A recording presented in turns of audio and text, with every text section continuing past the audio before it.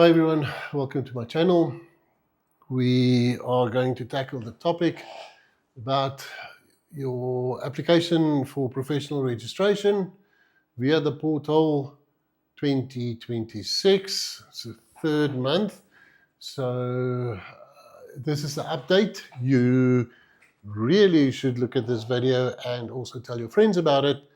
Otherwise you're going to battle and you're going to make mistakes. And you know how I feel about people making mistakes, especially if you've got all the resources and people like me around that could potentially help you. Let's get cracking. Let's talk about completing your application documents on the portal for professional registration. Okay, firstly, remember those windows which we advised ECSA against, that they implemented 2024 and 2025. Industry said, do not do that to ECSA. ECSA didn't listen and they did it anyhow, only to can it 2 years later. There is a ripple effect of it. This is my opinion, that it put unnecessary pressure on the reviewers, the interviewers, all of them. So it doesn't exist anymore. First come, first serve basis. So when you're ready, you submit your application documents and you're ready to go, obviously on the portal. So let's look at step number one. Now, look, you can't submit any applications via email anymore, except for when you want to do the alternative route, or if your entry-level qualification is not recognized, meaning it's not recognized by the international accords, Sydney and Dublin Accords for the technologists and the technicians, and then the Washington Accords for the engineers, but we're focusing on the technologists and technicians now. So step number one, if you don't already have a portal or you're not registered on the portal, please go and register on the portal. There's a video on it which I will play after I've done the introduction side of things. So if you have got an existing portfolio on the portal of ECSA, please use that one. Use your email address and password. Note, you cannot change your email address. Your email address, when you create that, links everything that you do to that username. That username, which is your email address, must stay like that. If it doesn't, and if you should change that, it will wipe all of your information. Your email address, everything that you do is linked to that. Kill that, the rest is gone. So you can't change that. Please bear that in mind. Look, if you encounter any problems, here's the contact details of ECSA. Get hold of them and ask them to help you and fix it. And please, if you go that route, find the person that's dealing with your case, get all their details and hammer them. They must give you the answers and they must sort it out. Now, let's look at the video on how to create your profile on ECSA's portal. Creating a new profile. This video seeks to guide you through the process of creating a profile on the Engineering Council of South Africa's self-service portal. To access the ECSA self-service portal, please go on to the ECSA website. Under the Continuing Professional Development tab, please click on ECSA Online Login. Alternatively, go to External Links and click on ECSA Online. Once you are on the landing page of the portal, you will see the 5 modules that speak to the registration, professional development, accreditation and training, legal and compliance, as well as queries and complaints. To start your process of creating a profile, click Sign Up or Sign In. You will be directed to a new landing page. If you are using the portal for the first time and do not have a profile with ECSA, do not create an account if you already have one. If you are not sure if you have one, please send an email to engineer@ecsa.co.za for the ECSA team to assist. Click on Become Registered. On the left-hand side, you will see a table requiring your username, password, as well as the code on the screen, then click Register. Please use the email address that is linked to your ECSA profile. Do not use a new one. You will be directed to a new page that requires you to read the terms and conditions as well as agree to them by clicking here. Once you confirm, you can start populating the fields with required information. Kindly note, the date of birth field will only take dates for persons older than 17 years and younger than 100 years. You will not be able to complete creating the profile if your dates do not fall within this grouping. The field for searching for country allows you to select South Africa or an international country where you are based. Indicate if you are a South African citizen or not. If you are a SA citizen, add your ID number. If you are a non-South African citizen, add your passport number, country of origin, as well as the passport expiration date. Once you click on Update, your name will show at the top right corner. If you click on your name, a new page will open, confirming that your profile has been successfully updated. On this page, you will be able to manage your profile by changing your email, password, or two-factor authenticators if you wish. You can go back to the home page by clicking Home or Applications, and you will then be able to use the portal for registration application, managing your registration through continuing professional development, generating your invoice, as well as other services available on the portal. Good. So there's now various, shall we call them, sections within the portal that you have to complete. The first one is the POPI Act. We all know the story about the POPI Act. The first one is the information. What information? Your information. That goes in there. In the past, you had a document administrative one that you had to complete. Then your employer's details, your contact details, categorization, within other words, which category are you registering in? There's only 4 categories: pure eng, pure tech eng, pure techni, and certificated engineer. That's it, nothing else. Disciplines is something totally different. Then your qualifications, certify and upload directly from university. VA membership, referees. Remember, referees, I'll elaborate a little bit on that later. There's no documents. You have to select them from ECSA's database. Then your experience reports, meaning your training and experience reports. Under documents, you're going to upload a host of other documents, which I will also allude to as we move through the presentation.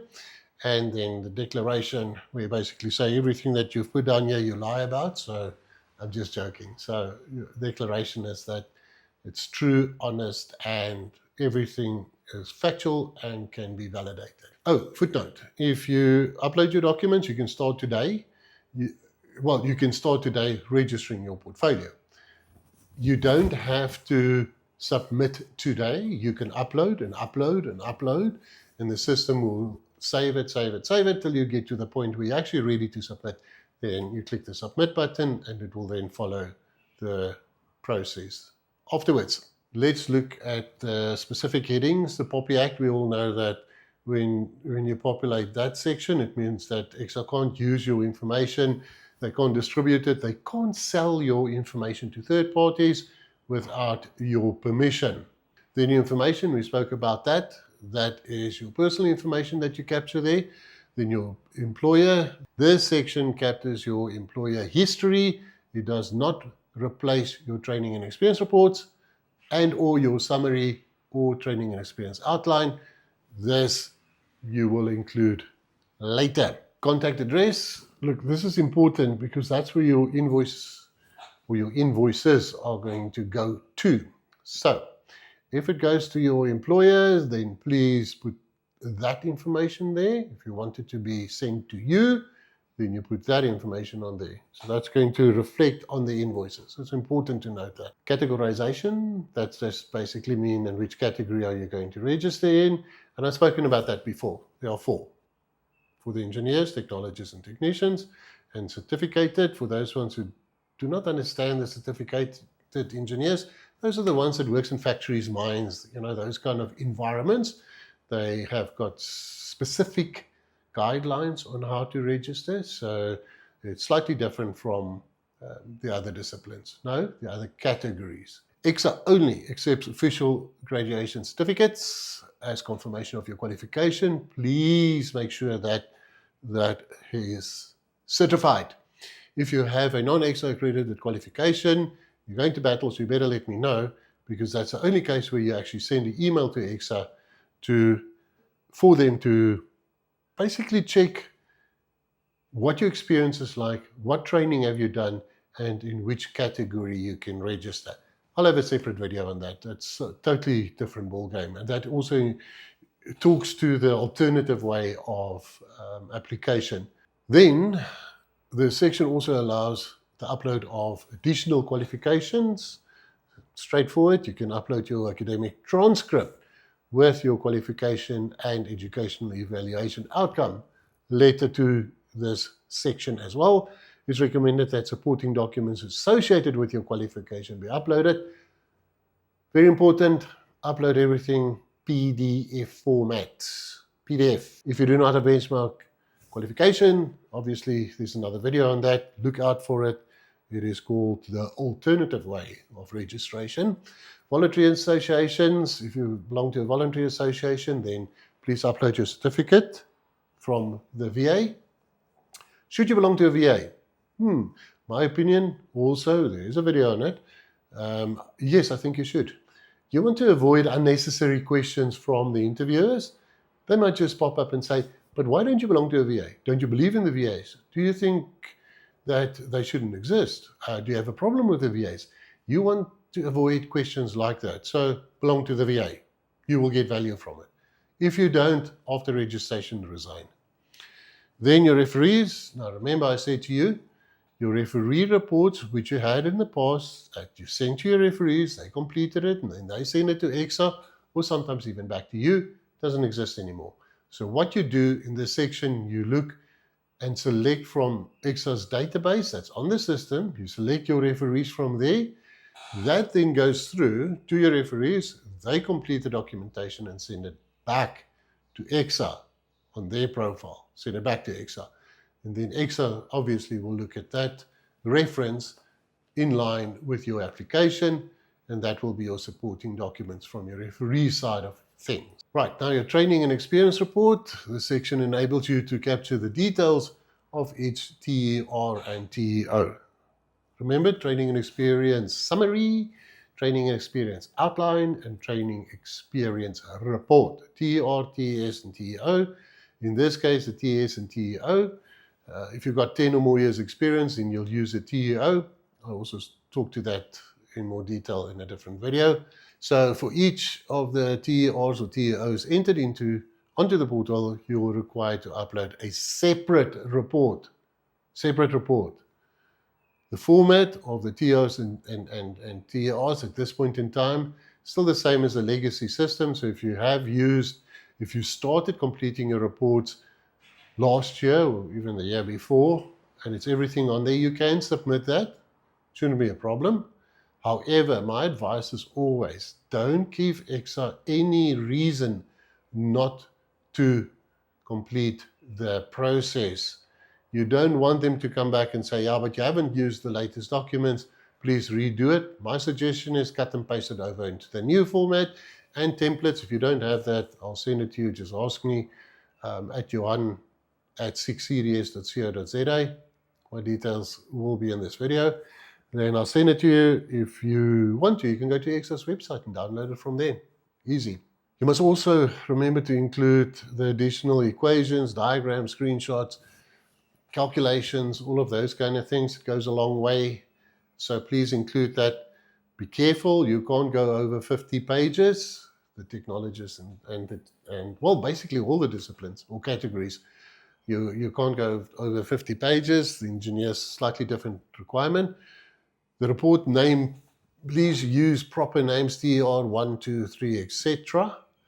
And remember, you start with your oldest one first and you work your way back to the latest. So straight after you got your qualification, you got employed, that will be TER 1. And then you move all the way through to your latest one, which will be TER 10 or whatever the case might be. Just a quick note, remember it is 2,000 words, not just for your TER. If you only do TERs, 2,000 words, cool. But if you have a TER and a TEO, then the combination of both of them should not exceed 2,000 words. Now, in this case, remember it's separate uploads, but when you get to the documentation side, and you'll see that then you have to combine them all into one and then upload them again. This section enables the upload of additional documents for the application. So most critically, the process requires that you upload the following documents. A certified copy of your ID needs to be uploaded, your engineering report, your IPD, Initial Professional Development Report, the Training and Experience Summary, TES. Also, remember, I just said it, that you need to compile a document with all of your TERs or TEOs in and upload that as one document. The Training and Experience Summary, just be careful here because the system looks at your TERs and TEOs and then create a TES through the system. But ECSA still requires you to upload that document, the TES, so you can't get away from that one. Also note that your engineering report and all the other documents are still the same as the legacy system, so nothing has really changed from that point of view. The engineering report should not exceed 6,000 words. What? No, but hang on 1 second, that doesn't make sense. Because if you look through the documents further, you'll find a section right at the top when they talk about the engineering report for the technologists that your word count and limit should be 2,800 words.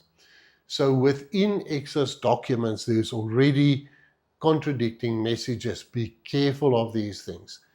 For the professional engineers, 6,000 words, word count limit. Professional technologists and technicians, 2,800. Be aware of these anomalies that pops out. Right, and also remember when it comes to payment, there's two sets of payments. There's a vetting one. They'll send you an invoice for that. It's non-refundable, where they check that everything is correct. All the documents are uploaded. It's vetting, man. So you pay on invoice for that, and then you'll receive a second one when you go through to the full-blown review process and the outcome thereof. So also just remember that, and all payments is made on the system itself. Yeah, I know there's been problems with the invoicing and the payments and stuff, so just make double sure that everything is fine. Then the last section is the declaration. Man, that's simple. I just declare that everything that I uploaded is true and that you haven't been put in jail and you haven't used AI to write all your reports. All of those funny stuff will be there. Okay, let's just quickly recap here. So you have to have an entry-level qualification, obviously. Then after you have your entry-level qualification, then you need to get the necessary variety of experience. What does that mean? It basically means that you should be exposed to the full life cycle of a project, meaning from inception to handover. Do you have to do that in one project? You'll be very fortunate if you should ever work on one project from inception, from concept, inception, all the way through to handover or decommissioning, whatever the case might be. It happens very seldom. However, how do you gain this variety of experience? One project you work on the initial stages of the project. The second one you work on being on site. The third one you might deal with the clients, contractors, and documentation. And then another project. So the sum total of all of those projects gave you the variety of experience on the full life cycle of a project. So if you're a specialist and you're doing one thing over and over again, you might just find it difficult to register. So try and see if you can't get yourself on projects where you get this variety. Then obviously the 11 outcomes. Remember, you have to demonstrate your competency in meeting the 11 outcomes, all of them. So operating on level D and E. So it's that progressive movement of exposure. When you got your qualification, you get employed by a company, then you go and make coffee and you're the skivvy for the mentor. I'm just joking. You get inducted, you get exposed to the environment, shown around the office, those kind of things. And then you end up at level E, which you have to be operating at for at least 1 year before you can register as a professional, which means it's appropriate to being a professional. Only difference, you cannot sign off.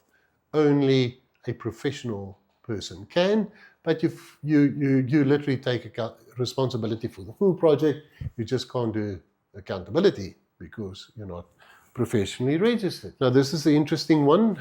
Where do the reviewers, interviewers, and the panel look for supporting evidence that you have satisfied and demonstrated that you're operating on level DE for the various outcomes? All right, outcome 1, 2, and 3, that is your identifying engineering problems, solving it, and using your contextual knowledge. There's the interesting one there. Do you see the IPD record? They want to see that you have not only just stopped your growth and your development after you got your qualification. They want to see that you do additional courses. And you should. If you do not do that, they're going to frown on it and say, but if you don't do IPD now, what gives us the surety that you will do CPD when you're professionally registered? It's a problem, don't do it. But anyhow, you also have to do additional training. If you go to site, you have to go on the construction regulations training. Otherwise, you're going to make mistakes on site. So don't do that. You go and get that training, the occupational health and safety regulations pertaining to the construction regulations, get that under your belt so you know what you're doing on site. Important. There's a simple example for you. Then, if you look at 4 and 5, 5 is the important one to highlight because the interviewers are going to sit there and they're going to look at your presentation. How do you stick to the time? Do you cover all of that? Does your voice project properly? Do you have the ability to translate what you've done in such a way that they can understand it or anyone else can understand it, right? So crucial that you get your setup right, and that's why I've got a video on how to prepare for the interview process, including the 10 mistakes that people make. So that is where they're going to look for that. They're going to look in from some of your documents and your referee, but they will evaluate you on outcome 5 during the interview process. Okay, 6 and 7, they will look for it all over the place. Environmental might be a bit of a problem. Remember, especially for the structural engineers, you're not a scientist, especially not an environmental scientist, so you've got a team and you appoint people to do that job. So don't go and pretend that you can. Then conduct engineering activities ethically, although they don't really look for it in your TEO or ER. I disagree. I think they do. And I think you should bring it in somewhere. Remember, you know me, I don't want to take chances and stuff, so get it in somewhere. Then 9 and 10, obviously that's operating now at a high level. And once again, 80+% of all of the applications that's been submitted to ECSA that were not successful, that was one of the problems. So please make sure you're operating on level E and that you take responsibility for your work. Then the last one, you'll also see there's an IPD form. I spoke about that. So it's a separate form and they will look for your development. So you might ask yourself, when does a period start and ends? The first one, if your work environment changes, so your major task or project has been completed. So project start, project end, klar, TR, done. Second one, if your type of work has changed, in other words, say for instance you were in the design office and now you're on site, so that is also a period that starts and ends. If your responsibility level or function has changed, meaning, say for instance, I got promoted to a higher position in a managerial position or one of those, then obviously that's also start and end. If you change your jobs, that's also start and end. It's also a period. If you change from employers, one company to another, start, end date, another period. And then the last one, that's if you get some form of interruption. Now that could be anything from maternity leave all the way through to additional qualifications that you might take off. And even a sabbatical, you have to have a TR for that period and you need to tell them what you did during that period of time. You might think it's a bit silly, but it's not. You might take some time out and go and work for a contractor, not go and work for a contractor, but go and explore that side of the world, and you might pick up some engineering skill sets. That's not necessarily as we conventionally know it. Let's just look at completing your TEOs. What's important here? You need to have an organogram. The ideal situation will be for 2 levels above and 2 levels below. Then the nature of your training and experience. So what did you do on the project? Not what was the project about, not the outcomes of the project, not any of that stuff. What did you do? What was your thinking? It's about you. It's an I exercise. Then the nature of the problems that you've addressed. Look at the methods of analyzing them, developing solutions. What did you evaluate? How many solutions did you consider, and which one did you choose, and why did you choose that one? Managing of materials, machine, manpower, money and contracts. You always find yourself in an environment where you use different contracts. So you need to know what's the story with the contracts. Finances, cut your fees, cut your budget. Problems arise, failures happen. Don't go down that road. Managing yourself, they want to see that. And how do you manage your team? How do you train them? How do you develop them? That's important. Interaction with your clients, stakeholders, and other disciplines, also very important. They want to see that you've got the ability to work with the architect and the contractor and your client. Those are important things. And remember, sustainable business is built on good client relationships that makes them come back for more projects. Health and safety considerations, also a major one. Trust me, they're going to ask you about the OSH Act, about health and safety. During the interview, know your stuff. They are going to ask you. One of the other points that I would like to raise, remember, this is a factual record of the main periods of your career and the development thereof. Reports are based on experience periods, not projects. If you focus on projects all the time, then the ECSA is going to say to you, Mr. Engineer, Mrs. Engineer, I suggest you go and register at the SACPMP, the project managers, because you're doing project management work, you're not doing engineering work. So here's an example of the TER for the technologists, technicians, you're more or less the same, and what it looks like. So there you have it. Templates available, shout if you need it, I'll send it on to you. The criteria is not needed for the technicians, but it's needed for the technologists. If you don't know what's the criteria, send me an email, I'll send you the criteria list, so you will have outcomes. Underneath the outcomes, you'll have criteria, or criterion, as some people refer to it, which just elaborates more specifically on the outcomes that you're dealing with. So please bear that in mind. So let's have a look at it. Firstly, you need to have an organogram. There's your space for it.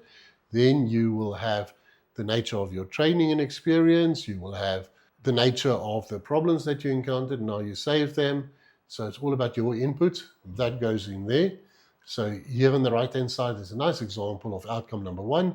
Define, investigate, and analyze broadly defined engineering problems. And then you will have criteria underneath it. Now look where it goes. Where do you put it in? So you'll put in there outcome number 1, criteria 1, 2, and 3, sometimes 1, sometimes 2, sometimes 1 and 2, perform or contributed in defining engineering problems, leading to an agreed definition of the problem to be solved. That's an example. At the bottom of your training and experience report, you will also see that there's a column that describes the role and responsibilities. We spoke about that one. That goes in there. Degree of responsibility, DOR, tick 1 only. Remember, you're going to move from A to E, so there could be, on one project, you'll start at A, and when you finish with the project, you probably will be performing, which is level E. Technicians, here's yours, same story, organogram, and now check the difference between you and the technologist for that matter. Both same, but different. Then the TEO, look at it, it's the same as the TER. It's no real difference at all, except read this. Use bullet point format, 10 to 13 bullet points. Will you only have one TEO? Maybe, maybe not. So you can have multiple TEOs that illustrates how you progressively move through your career. This is important. The reason for the TEO is to help you not use all of your words in a lot of TEOs. TEO is there to give you room to move. Here's an example. 10 years experience. Try and put that in TEOs and only use 2,000 words. Good luck. Okay. TEO, 10 years experience. 7 of the 10 years go into your TEO. The last 3 years go into your TERs on level E. 30-70 ratio. Use that. Please use that so you can save your word count. But you'll see when you start doing that, you're going to go like, I remember Johan saying this. Then I've included some examples for you that you could work through. So applicant's role and responsibilities. My responsibility consists of checking out all the new infrastructure projects, making sure that the designs and specifications complied with the current standards and regulations. I exercise. What did I do? Outcome 6 and 7, standards and regulations. Then you've got your typical problems that you've addressed. Service delivery verifications, assuring that grain elevators and cattle facilities are kept to contractual standards for the proper provision of public services under concession. Soil management calculations, verifications, and costing. Just look at the wording. You can see that they talk about health and safety, because if that's not right, there's going to be some kind of problem and the public health and safety will be jeopardized. I'm not going to labor the rest. You can read that on your own. Once again, I've highlighted in the red at the bottom, describe what you did and not the project. Here's the TES, the template for the TES. If you look at it, it's a very simple document. Period number, date from, date to, number of weeks worked, your employer, position, type of work, and your degree of responsibility. You know what I find interesting? There are some engineers that still work on multiple projects, add all of that together, then you sit with more weeks than there are in the year. So, what does the reviewer say when they go through it? You want to become a professional engineer, but you can't even count. Can't even count how many weeks there are in a year.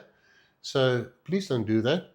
Oh yeah, but what do I do when there's no, I work on multiple projects. Lots of engineers work on multiple projects. So what you do, get a start date, get an end date, and set the scene. State clearly, during this period of time, I worked on 4 projects. This was my main one, and these are the other ones. Then you focus on your main one, and you highlight what you've done and how you've done it, and you focus on that one specifically. So that's important. What do you do with the others? You refer to them. There might be just one of those projects that you work on where you gained one skill or you satisfy one outcome. So you refer to that. You can even break it up in years if you want to. There's nothing stopping you from doing that. In completing your engineering report, here's some tips for you. All right, let's go through it. Work described is not necessarily a single project. It could be multiple projects with a lot of experience.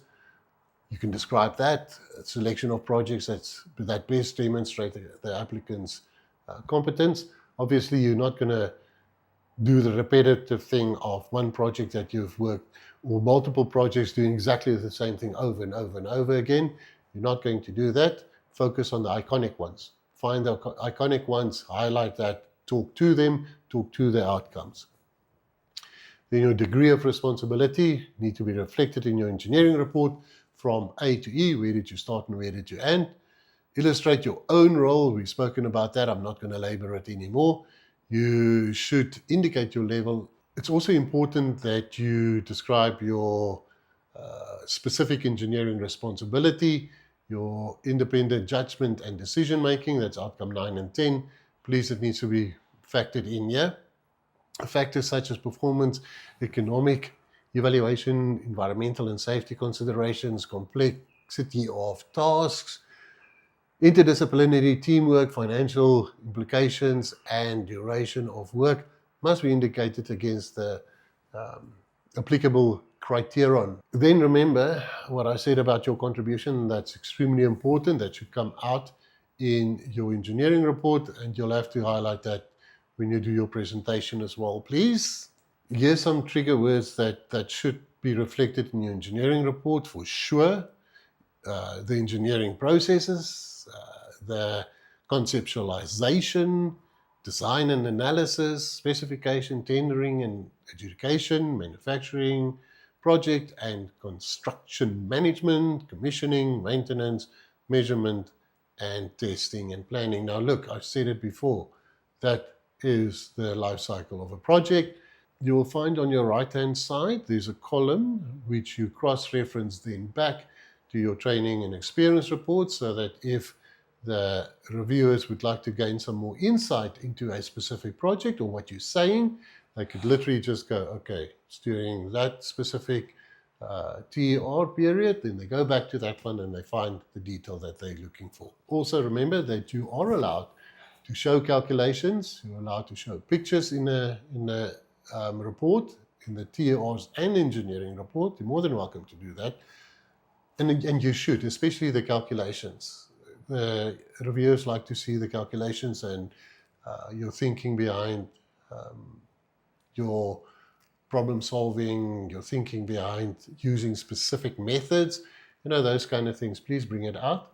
When you take pictures, be careful. I've seen ones where the picture reflected people working on site, and some of the construction workers did not have safety harnesses on when they were working at height. Others didn't have hard hats on or boots or any of those kind of safety gear, and that application was thrown out because that is contravention of the health and safety or the construction regulations, and it's your job to go and stop that and tell them that they should wear the right gear. Good. Now here's an example of the engineering report, what it looks like. I'm not going to labor this too much, but as you can see, as technologists and technicians, your job is made so much easier by the headings being given to you, the word count being given to you, so you literally just have to illustrate from your point of view what you have done and elaborate on that. You'll see on the right-hand side the periods that I was talking about, that you can refer back to your TER periods 1, 2, and 3, etc. Remember, in 2024 and 25, one of the documents that was required was this thing. It's called the supervisor checklist, which blindsided everybody. There was a lot of resistance to it because supervisors sign off your TERs. So why should somebody now have to do a supervisor checklist over and above? Some of those headings doesn't even make sense. So what did ECSA do regarding that? They scrapped it. So you don't have to do that anymore. Here's your checklist for your engineering report. Your outcomes 1, 2, and 3, theoretical and practical methods that you used. Outcome number 3, very important. That's that additional knowledge that you gain, and it will help you to understand what your role and responsibilities are over and above the theoretical knowledge that you've gained. I spoke about the construction regulations, and it will also help you to be more effective in the work that you do. Then 4 and 5, the planning, organizing, leading and controlling of not just human resources, but other resources as well, infinite and non-infinite. 6 and 7, handling of regulatory considerations. Those are your various acts, your standards, your regulations, your rules, your building regulations is an example. Now remember, standards, you should. Regulations, you shall. Quick way to remember that one. 7 and 8, risk and uncertainty associated with the work that you do, as well as ethical issues. Please bring the ethical side in. They will look for it. Then 9 and 10, recommendations, judgment calls, and decisions that you make. 10, the nature of the responsibility carried by the applicant also very important. Check that box. And then 11 is the IPD, initial professional development. It's not CPD. IPD, difference. IPD, prior to professional registration. CPD, post professional registration. Then here's your initial professional development form, the IPD one, which I just referred to. Old one, here's a new one. They changed that. So bear that in mind. There's no more headings like they did in the previous one. This one is just blank document. You need to provide all the information on there. Remember, everything counts, even your Friday afternoon talks or your presentations that you've done or you have received by your mentors and others. Another question is, who are your referees? Remember, your referees should be same level or higher, but not lower. But a technologist should not have a technician as a referee. They should have technologist or engineer, not down, up. And preferably in the same discipline as you. So category same, or higher, and then your discipline, same. Civil, electrical, mechanical. In order of preference by ECSA, your first one will be your mentor, immediate supervisor, colleague at a higher or equivalent level involved with your work, indirect supervisor, or a colleague that's not directly involved in your work, but they should at least know what the hell's going on. And then your client could also be a referee. The application process, you can read through that on your own. However, I'll give you a quick rundown of it. So everything is ready. You put it onto the self-help portal. You press send. What's going to happen now? First, the vetting process is going to happen. They're going to go through and check if everything is fine. After that, it goes to a panel that reviews your actual application, where they will then decide a few things. So if they received it and are happy with everything, then you go straight through to the professional interview. That's what you want. If they're not happy, they could ask for more information.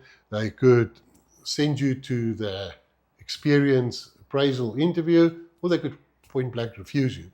So if you go to the experience appraisal, not the most pleasant interview you'll ever have in your life. You don't do presentations at all. You sit there and I don't want to say hammer, but they will scrutinize everything you've done and they will extract the information that they feel is lacking in your reports or you didn't illustrate properly. Then after that, experience appraisal, sometimes a horrible thing. After that, you could either go through to the professional interview, which you want, or they could put you in abeyance, basically deferring you for 12 months, which means that you'll receive a lovely letter that will state that you've been deferred for 12 months and you need to go and get competent in the following outcomes. Then you handle that in a different way. I've done a video on that one also, on how to handle the abeyance situation. From there, you can go to the professional interview. There's usually only two outcomes. Either you're successful or you are refused. If you're refused, then you have to go through the whole process again. If you're successful, you open a bottle of champagne and you celebrate. So it is an achievement in itself. So if you get that far, just well done, eh? Well done. Then these are the problem areas. Outcome 1, 2, and 3. 88, 95, 92% of all of the applications went through to ECSA that were not successful due to outcome 1, 2, and 3. Look how high those percentages are. 9 and 10 is also a huge problem. That responsibility level thing, operating at level E, check there, 86, 82% of all of the applications that were not successful features here. Let this be a warning and let this be a motivator for you to make sure that you have done the right stuff. Right, end of the lesson. Here's my contact details. If you need to get your application looked at prior to the submission, we do that. We help you with the interview process, prep you for the interview process. We even do mock interviews. So all of those services are available, obviously at a cost. And we do that so that we can minimize your chances of failure.